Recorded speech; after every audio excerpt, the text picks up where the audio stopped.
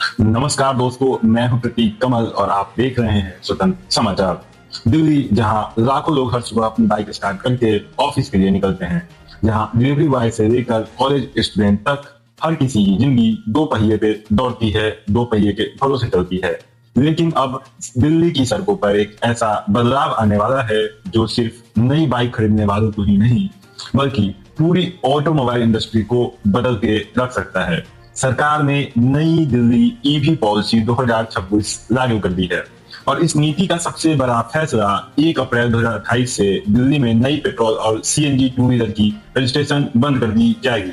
यानी इसके बाद नई रजिस्ट्रेशन केवल इलेक्ट्रिकल व्हीकल्स की ही होगी। ध्यान दे, पहले से चल रही पेट्रोल गाड़ी इसमें नहीं आते हैं। लेकिन ये कहानी सिर्फ पेट्रोल बाइक की नहीं है, क्योंकि इस नीति ने हाइब्रिड कार्स को भी बड़ा झटका दिया है। आखिर ऐसा क्या हुआ, आइए समझते हैं, पूरी कहानी को शुरू से समझते हैं कि पिछले कुछ महीनों तक क्या था और अब आगे क्या होगा। कई लोगों को उम्मीद थी कि हाइब्रिड कार को सरकार टैक्स में राहत दे सकती है, क्योंकि हाइब्रिड कारें पेट्रोल पे भी चलती है और बैटरी की भी इस्तेमाल करती है। लोगों का मानना था कि अगर पूरी तरह ईवी पर जाना अभी मुश्किल है, तो हाइब्रिड एक अच्छा ऑप्शन, अच्छा रास्ता साबित हो सकता है। लेकिन सरकार ने अलग रास्ता चुना है। नई ईवी पॉलिसी में साफ कर दिया गया है कि टैक्स में छूट और प्रोत्साहन केवल प्योर इलेक्ट्रिकल व्हीकल्स को मिलेगा। स्ट्रॉन्ग हाइब्रिड कार्स को ये लाभ नहीं मिलेगा। यहीं से बहस शुरू हो गई कि सरकार का तर्क, दिल्ली दुनिया का सबसे प्रदूषित शहरों में गिनी जाती है। वाहनों से निकलने वाला धुआं इस प्रदूषण का एक बड़ा कारण माना जाता है। इसलिए अगर लक्ष्य जीरो इमिशन है, तो फिर हाइब्रिड नहीं चल सकती। सीधे इलेक्ट्रिकल व्हीकल्स को बढ़ावा देना होगा, ये तर्क दिया है दिल्ली सरकार ने। इसी सोच के तहत सरकार ने कुछ वर्षों का रोड मैप तैयार किया है। 1 जनवरी 2027 यानी अगले साल से नई ऑटो रिक्शा रजिस्ट्रेशन केवल इलेक्ट्रिकल व्हीकल्स की होगी और 1 अप्रैल 2028 से नई पेट्रोल और सीएनजी बाइक की रजिस्ट्रेशन बंद कर दी जाएगी। लेकिन हर नीति के दो पहलू होते हैं। एक तरफ अगर आप देखें तो पर्यावरण विशेषज्ञ इस फैसले का भरपूर तरीके से स्वागत कर रहे हैं कि ये एक बहुत अच्छा फैसला लिया गया है। उनका कहना है कि अगर लाखों पेट्रोल बाइकें धीरे धीरे ईवी में अगर बदल जाती है, तो दिल्ली की हवा पहले से बेहतर हो सकती है। दूसरी तरफ आम लोगों का दर्द भी है, बाइक कंपनियों का भी दर्द है। वो सब डीलर जो है वो परेशान हो रखे हैं, उनके पास जो माल है उनका वो क्या करेंगे, और आम ग्राहक की तो परेशानी दिख ही रही है। अपनी अपनी चिंताएं भी लोगों ने सामने रखी है, क्योंकि भारत में आज भी पेट्रोल सबसे सस्ता और भरोसेमंद विकल्प मानी जाती है। सोचिए, अगर किसी परिवार का बजट सीमित हो और उसके सामने ईवी खरीदने का विकल्प हो, तो सबसे पहला सवाल होगा कि चार्जिंग कहाँ से करेंगे। कहाँ चार्जिंग पॉइंट तो अभी इतने बने नहीं है जगहों में, तो चार्जिंग कैसे होगा।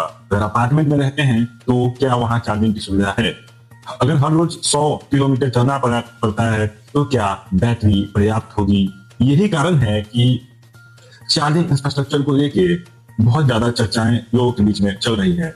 सरकार का कहना है कि दिल्ली में 30,000 से अधिक सार्वजनिक चार्जिंग पॉइंट विकसित किए जाएंगे और ईवी चार्जिंग नेटवर्क को तेजी से बढ़ाया जाएगा। अब बात करते हैं हाइब्रिड कार्स की। जी हाँ, अभी सरकार कुछ दिन पहले तक तो बहुत बढ़ावा दे रही थी हाइब्रिड कार को। कई ऑटो एक्सपर्ट्स का मानना है कि हाइब्रिड टेक्निक उन लोगों के लिए बेहतर विकल्प हो सकती है जो अभी पूरी तरह से ईवी पर नहीं जाना चाहते। लेकिन सरकार का मानना है कि हाइब्रिड में भी पेट्रोल इंजन से चलता है, हाइब्रिड गाड़ी भी पेट्रोल इंजन से चलती है, इसलिए जीरो इमिशन का लक्ष्य पूरा करना संभव नहीं होगा।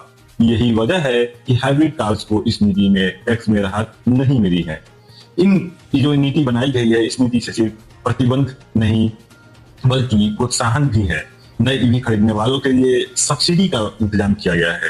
रोड टैक्स और रजिस्ट्रेशन शुल्क में उन्हें छूट दिया जाएगा। पुराने वाहन स्क्रैप करने पर भी प्रोत्साहन मिलेगा और चार्जिंग नेटवर्क के विस्तार करने की घोषणा की गई है कि सरकार बहुत ज्यादा चार्जिंग नेटवर्क्स बनाएगी। सरकार का लक्ष्य है कि 2030 तक दिल्ली के वाहन बड़े से बड़े कम से कम होकर 30% हिस्सा इलेक्ट्रॉनिक हो जाए। यानी ये सिर्फ एक नई नीति नहीं, बल्कि दिल्ली की परिवहन व्यवस्था को अगले कई वर्षों के लिए बदलने की शुरुआत है। कुछ लोग इसे भविष्य की जरूरत बता रहे हैं, तो कुछ लोग इसे जल्दीबाजी का फैसला मान रहे हैं। लेकिन इतना तय है कि अगर ये नीति सफल होती है, तो दूसरे राज्यों में भी इस रास्ते पे चल सकते हैं। अगर चार्जिंग की कीमत, इंफ्रास्ट्रक्चर और जैसी जो भी चुनौतियां हैं उन्हें अगर समय पे हल कर दी जाती है, ये नीति बहुत ही अच्छी साबित हो सकती है, अच्छी बन सकती है। दिल्ली की सड़कों पे अब बदलाव की ऊंची गिनती शुरू हो गई है और आने वाले 2 साल में तय होंगे कि भारत की राजधानी इलेक्ट्रॉनिक भविष्य के लिए कितना तैयार है। मैं हूं प्रतीक कमल और आप देख रहे थे स्वतंत्र समाचार। अगर आपको हमारी रिसर्च आधारित और निष्पक्ष रिपोर्टिंग पसंद आई तो इस वीडियो को लाइक करें, अपने परिवार वालों के साथ साझा करें, अपने दोस्तों में साझा करें और स्वतंत्र समाचार को सब्सक्राइब करना कभी ना भूलें। आप किसी भी प्लेटफॉर्म पे देख रहे हैं तो हमें फॉलो जरूर करें। जय हिंद, जय भारत, धन्यवाद।